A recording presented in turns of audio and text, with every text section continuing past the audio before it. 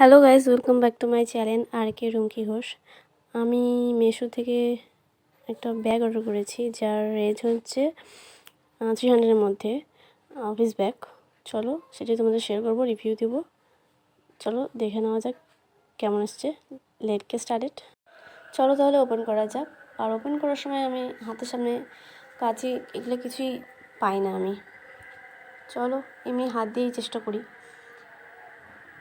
অনেক স্ট্রাগল করে খুললাম।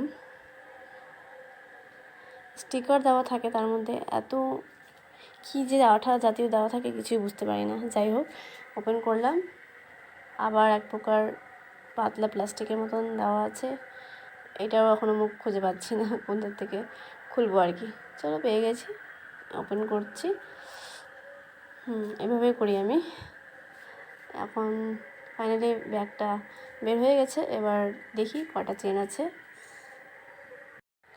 চলো চেনগুলো দেখে নেওয়া যাক। চেনগুলো ভালোই এসছে, কোনো ডিস্টার্বেন্স নেই খোলার সময়, বন্ধ করার সময়। এই যে ভেতরে হচ্ছে পেন রাখার মতন দুটো পকেটের মতন আছে, এটা ফার্স্ট চেন ছিল, এটা হচ্ছে সেকেন্ড চেন।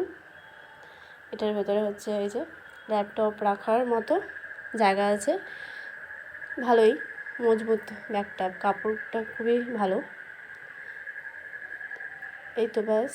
আর এই যে স্টিচগুলো দেখছি ভালোই, মানে সেলাইগুলো খুব ভালো মানে করা আছে সুতো দিয়ে, মানে সহজে ছিঁড়বে না আর কি।